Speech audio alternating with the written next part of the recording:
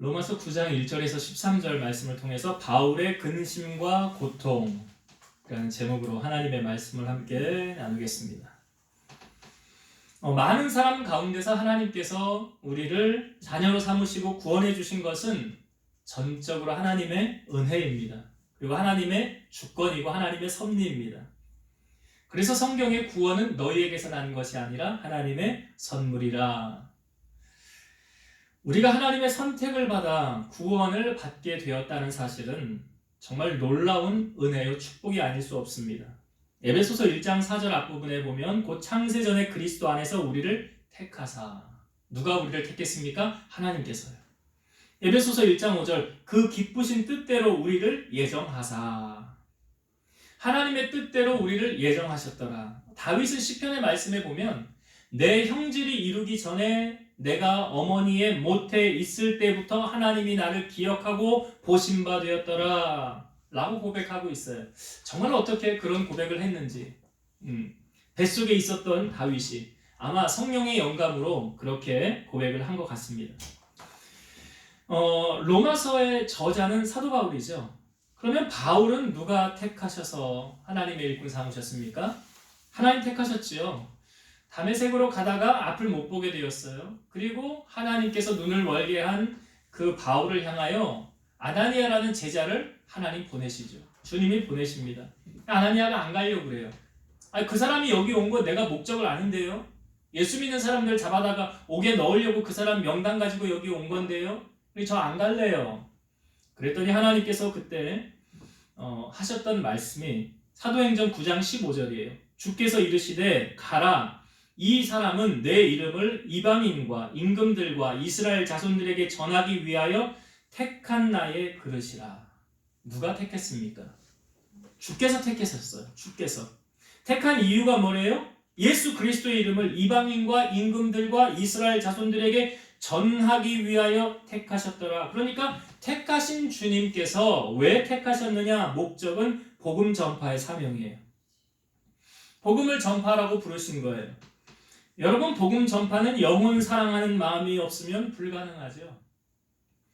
한 영혼이 천하보다 귀하다라는 마음이 우리에게 있어야 돼요. 정말 영혼 사랑하는 마음이 있어야 이것이 가능한 거예요. 그렇다고 한다면 오늘 사도 바울을 통하여 그가 얼마나 영혼을 사랑하는 마음이 있었는지 우리에게 보여주고 있습니다. 오늘 우리가 읽은 본문에 1절부터 3절을 다시 한번 볼게요. 1절부터 3절 말씀. 다시 제가 읽어볼게요. 내가 그리스도 안에서 참말을 하고 거짓말을 아니하노라. 나에게 큰 근심이 있는 것과 마음에 그치지 않는 고통이 있는 것을 내 양심이 성령 안에서 나와 더불어 증언하노니. 자, 사도 바울의 마음 안에 뭐가 있대요? 큰 근심이 있대요. 그리고 마음에 그치지 않는 고통이 있대요. 그러면 이 근심과 고통은 왜 있는 것이며 무엇 때문에 있는 것인가? 3절을 보세요. 나의 형제 곧 골육의 친척을 위하여 내 자신이 저주를 받아 그리스도에게서 끊어질지라도 원하는 바로라. 그러니까 사도 바울이 내가 그리스도에게서 저주를 받아 끊어져도 좋다. 어떻게만 된다면. 여기 나의 형제 곧 골육의 친척을 위하여 라고 말하고 있죠. 이게 무슨 말입니까? 그러니까 바울은 한 영혼이라도 한 사람이라도 주님 앞에 돌아오기만 한다면, 한 영혼이라도 구원받기만 한다면 내가 그리스도에게서 저주를 받아 끊어져도 괜찮다라고 말하고 있는 거지. 바울이. 여러분, 이 바울의 마음이 이해가 되십니까? 공감을 할 수 있습니까? 정말 저 영혼만 구원받을 수 있다면 나 하나님에게 저주를 받아도 돼. 나 하나님에게서 그 말이잖아요. 지금 바울이 하는 말이. 정말 저 영혼만 내가 구원할 수만 있다면. 고린도후서 7장 10절 하나님의 뜻대로 하는 근심은 후회할 것이 없는 구원에 이르게 하는 회개를 이루는 것이요 세상 근심은 사망을 이루는 것이니라. 그러니까 근심의 차원이 다른 거예요. 하나님의 자녀들이 하는 근심은 어떤 근심이래요? 하나님의 뜻대로 하는 근심은 후회할 것이 없는 구원에 이르게 하는 회개를 이루는 것이요 그러니까 하나님의 뜻대로 하는 근심은 영혼을 어떻게 하면 구원할까? 그 영혼을 어떻게 하면 인도할 수 있을까라고 근심하고 걱정하는 그것을 오늘 본문에 바울은 이렇게 말하죠. 나에게 큰 근심이 있고 마음에 그치지 않는 고통이 있더라. 왜 그런 거예요? 왜 근심과 고통이 있는 거예요? 무엇 때문에요? 그 영혼을 향한 사랑하는 마음. 그것이 바울로 하여금 근심과 고통이 있더라. 세상의 근심은 사망을 이루는 것이래요. 여러분 사도 바울이 왜 1차, 2차, 3차 전도여행 로마까지 가서 또 마지막에 서바나까지 가서 그 복음을 전하고 왜 떠난 것입니까? 그 하나님의 은혜를 경험하고 보니까 내가 빚진 자였다는 거예요.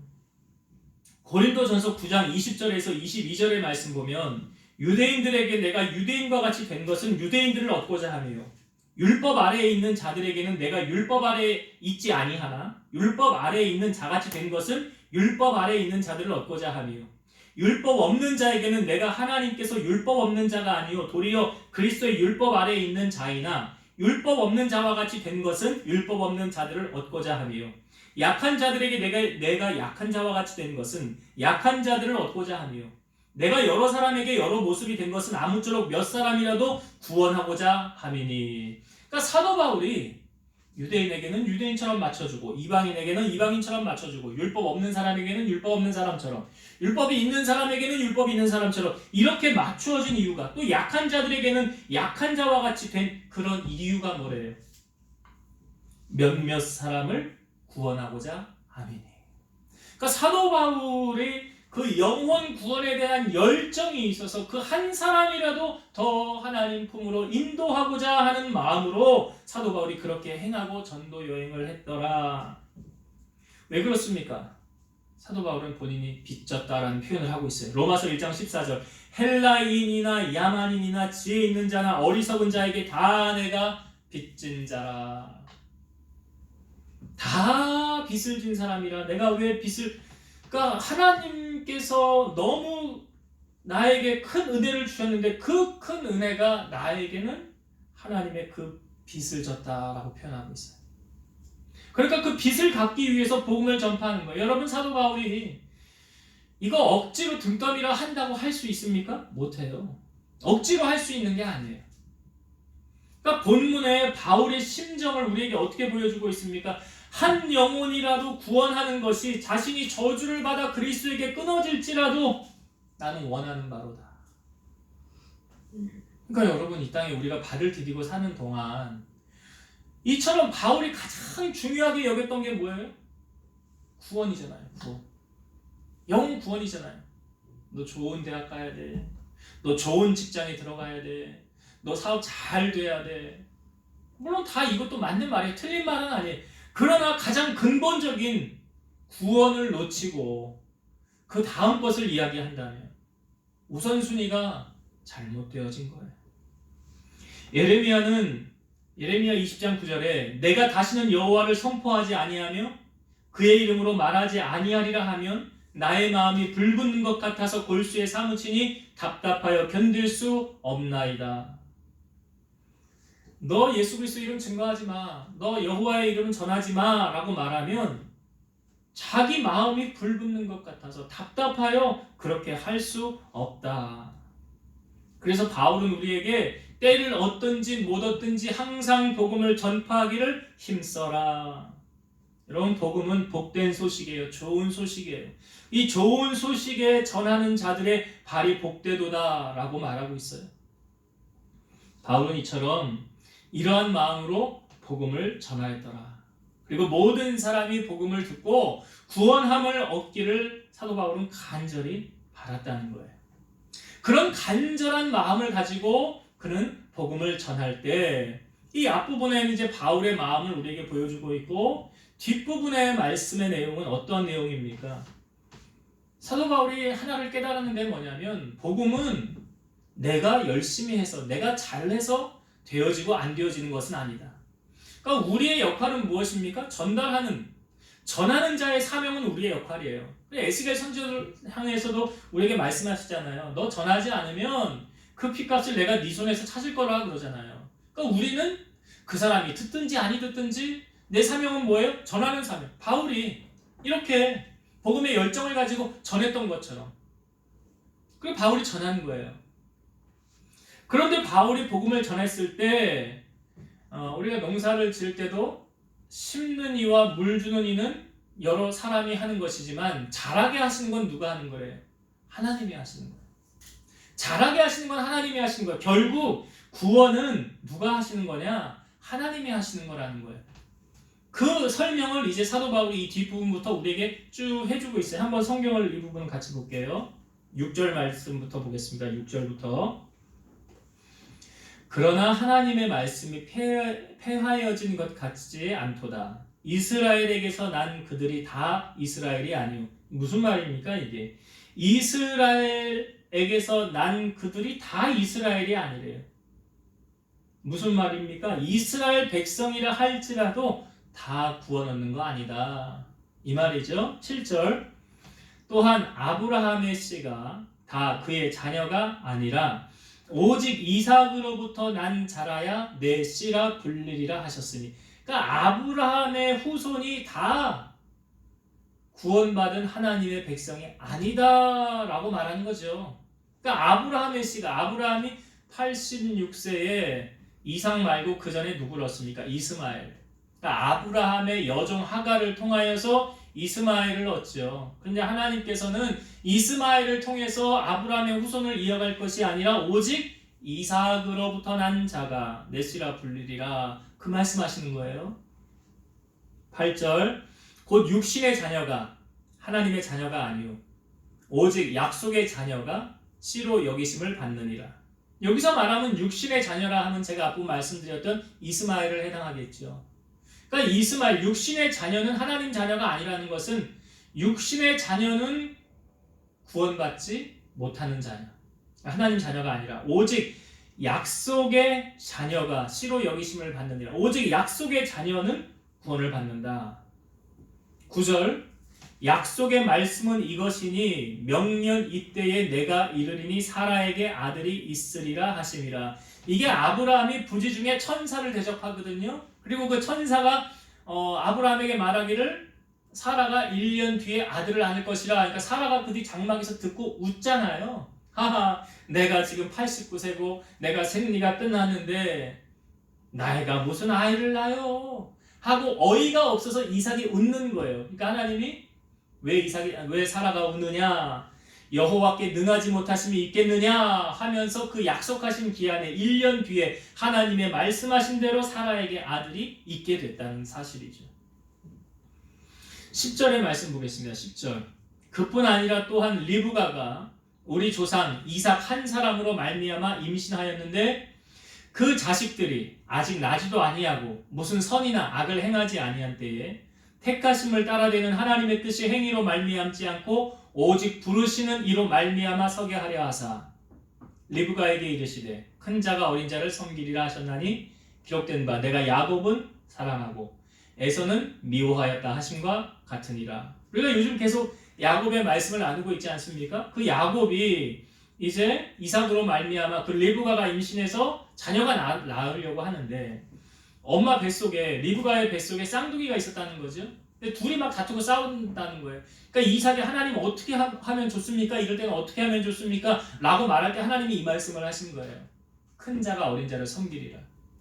큰 자가 누구예요? 에서잖아요. 그 둘째가 야곱이잖아요. 근데 오늘 성경에 더 구체적으로 말하고 있죠. 12절에 보니까 리브가에게 이르시되 큰 자가 어린 자를 섬기리라. 13절 기록된 바 내가 야곱은 사랑하고 에서는 미워했다 하심과 같으니라.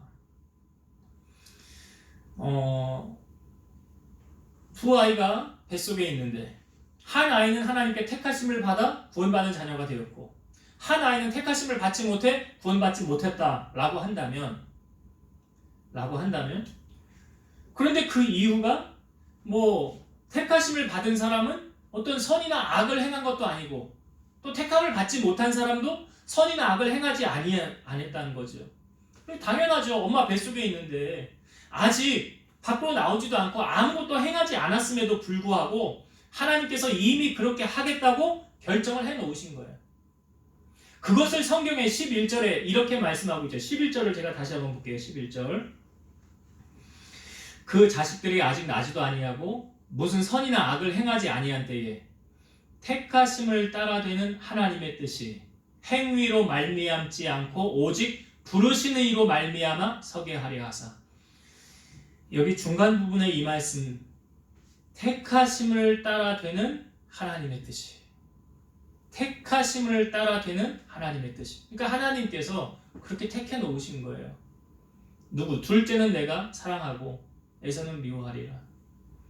이 하나님의 뜻이 이게 행위로 말미암지 않고 부르시는 이로 말미암아 서게 하려 하사라고 말하고 있죠. 그러니까 여러분 지금 바울의 이 6절부터 이 후반절부터 이 13절의 내용까지 바울이 무엇을 설명하려고 이 말씀, 자기 조상들 아브라함부터 이삭, 야곱, 에서를 쭉 설명한 것 같습니까? 무엇을 설명하려고 이 조상의 이야기를 하는 것이냐? 바로 하나님의 구원에 관한 것을 설명하기 위해서 이 말을 하는 거예요. 하나님의 구원. 그러니까 바울이 복음을 전하고 이렇게 다니면서 이렇게 했지만 결국 구원이란 건 내가 하는 것이 아니라 하나님이 하시는 거다. 내가 복음을 전했을 때 그 빌립보 교회가 세워질 때 루디아라는 여인도 보면 그 루디아의 마음을 하나님이 열으셨어요. 그 루디아의 마음을 열어서 바울을 영접하게 하고 자기 집으로 모시고 섬기게 했단 말이죠. 그 마음도 누가 주셨느냐? 하나님 주신 거예요. 그러니까 구원은 철저하게 우리의 손안에 있는 것이 아니라 하나님의 손안의 능력이라는 거죠. 우리가 수요예배 때 바울이 로마에 가서 복음을 전하였을 때 어떤 반응이 나타났습니까? 그 아침부터 저녁까지 하나님의 말씀을 강론했는데 반응은 두 부류로 나왔어요. 사도행전 28장 14절. 그 말을 믿는 사람도 있고 믿지 아니하는 사람도 있어. 바울이 하는 그 말, 복음을 믿는 사람도 있었고 믿지 아니하는 사람도 있었어. 이거 우리가 어떻게 해석했습니까? 그 복음을 믿는 사람은 하나님의 선택함을 받은 사람들이에요. 하나님이 선택한 사람이에요. 구원에 예정되어진 사람이에요. 그러나 믿지 않는 사람들은 하나님의 선택을 받지 못한 사람이에요. 그러니까 아무리 믿으려고 해도 믿어지지 않는 거예요. 그 믿음조차도 누가 주는 겁니까? 하나님이 주시는 거예요. 에베소서 1장 11절. 모든 일을 그의 뜻에 결정대로 일하시는 이의 계획을 따라 우리가 예정을 입어 그 안에서 기업이 되었으니. 잘 다시 볼게요.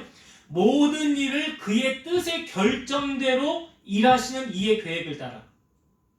누가 그 모든 일을 그의 뜻대로 결정하신다고요? 하나님이 하나님의 뜻대로, 하나님의 계획대로, 그러니까 구원받을 자와 구원받지 못할 자를 이미 나누어 놓으셨다. 그러니까 바울이 복음을 전할 때 믿는 사람도 있고 믿지 아니하는 사람도 있었더라. 당연하죠. 복음을 전할 때 나타나는 반응이에요. 쉽게 이렇게 받아들이고 하나님 품으로 오는. 우리 지금 그 같이 이제 서울에서 이렇게 같이 오는 그 형제님 잠깐 교제하다가 얘기를 나누니까 예전에 학생 때부터 13살인가? 하여튼 그때부터 군대 가기 전까지 신앙생활 열심히 했었대요. 그런데 군대 다녀와서 직장생활을 하면서 주일날도 일을 하고 그러다 보니까 이제 교회를 못 나가게 됐었다는 거예요. 그런데 지금 이제 다시 신앙생활을 이제 하게 되는 거 아닙니까? 그렇다고 한다면 하나님께서 한번 선택한 사람은 하나님이 그 사람을 놓습니까? 안 놓습니까? 안 놔요. 언젠간 분명히 다시 돌아오게 하신다는 거예요. 이게 하나님의 구원의 예정이에요. 그러나 하나님의 선택을 받지 않는 사람들은 아무리 전해도, 아무리 목이 외쳐라 전해도 돌아와요? 안 돌아와요? 안 돌아오는 거예요. 그러나 우리가 이것을 알아야 되죠. 디모데전서 2장 4절. 하나님은 모든 사람이 구원을 받으며 진리를 아는 데에 이르기를 원하시느니라. 그러니까 하나님의 마음이 보이잖아요. 모든 사람이 구원을 받고 진리를 아는 데에 이르기를 하나님 원하신다. 이게 하나님의 본심이에요. 왜? 성경에 하나님은 사랑이시라 그랬잖아요. 누구도 멸망하기를 원하지 않아요. 하나님은. 그럼 우리가 로마서 앞부분에도 말씀을 나누었지만 로마서 1장에 거기 죄에 대해서 쭉 설명을 할 때 이런 말씀이 있잖아요. 저들이 하나님의 계심을 알아요. 하나님이 있음을 알아요. 그럼에도 불구하고 하나님이 싫어하는 일을 행하는 그 사람들을 바라보면서 잘했다고 칭찬하잖아요. 로마서 1장을 여러분 시간이 되시면 다시 보세요. 하나님이 계심을 알고도 그들이 악을 행하는 그 사람들을 바라보면서 잘한다라고 칭찬하고 있어요. 옳지 않은 거죠. 그렇게 하면 안 되는 것임에도 불구하고 하나님의 계심을 알면서도 불구하고 믿지 않았더라. 자, 이제 말씀을 정리하고 마치겠습니다. 오늘 우리가 로마서 9장에 있는 부분을 두 단락으로 나누어서 함께 은혜를 나누었어요. 앞부분에 사도 바울의 마음에 근심과 고통은 왜 사도 바울의 마음에 근심과 고통이 있는 것입니까? 영혼 구원을 향한 열정, 한 영혼이라도 더 구원하고 싶은 그 마음, 이 마음요 사실은 하나님이 주셔야 이런 마음도 있는 거예요. 정말 죽어가는 영혼, 이 영혼을 구원해서 주님 품으로 인도해야 되겠다라는 그 마음, 얼마나 간절했냐면 자기가 그리스도에게서 끊어져도, 나 그리스도에게서 끊어져도 괜찮아, 저 영혼만 구원할 수 있다면. 이 바울이 이 마음이 있었듯이 오늘 우리에게도 있어야 할 마음이 바로 이 마음, 영혼 구원의 열정, 우리에게 있어야 한다. 그것을 앞부분에 우리가 은혜를 나눴고, 뒷부분에는요 바울이 왜 아브라함의 씨, 약속의 자녀, 육신의 자녀, 그리고 여기 리브가가 이제 아이를 낳는데, 쌍둥이를 낳는데 야곱과 에서, 그런데 한 사람은 택함을 받고 한 사람은 택함을 받지 못했다. 왜 이런 이야기를 쭉 우리에게 설명을 하고 있습니까? 무슨 이야기를 하려고 그러는 거예요? 바로 구원은 하나님의 손 안에서 결정되어지는 것이다. 구원은 인간이 좌지우지할 수 있는 것이 아니다. 하나님만이 행하시는 것이다. 그러니까 구원의 주체는 누구세요? 하나님이시라는 거예요. 그래서 여러분, 우리 주변에 죽어가는 영혼, 저 영혼은 꼭 내 친척, 내 자식, 내 남편, 내 아내 구원하고 싶다고 한다면 누구에게 외쳐야 될까요? 하나님께 외쳐야죠.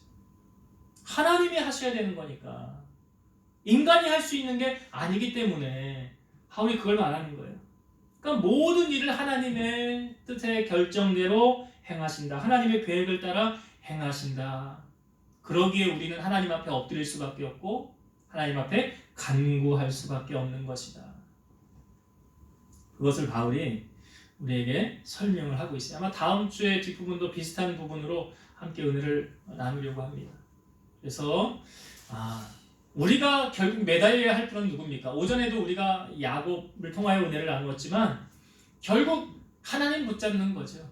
하나님이 일하시도록 해야 되는 거죠. 그 하나님이 나의 하나님이 되어서 나의 기도를 들으셔 하나님이 응답하시도록, 그렇게 기도함을 통해서 하나님의 구원의 역사 여러분들을 통하여 펼쳐지게 되기를 주의 이름으로 축원드립니다. 기도하시겠습니다.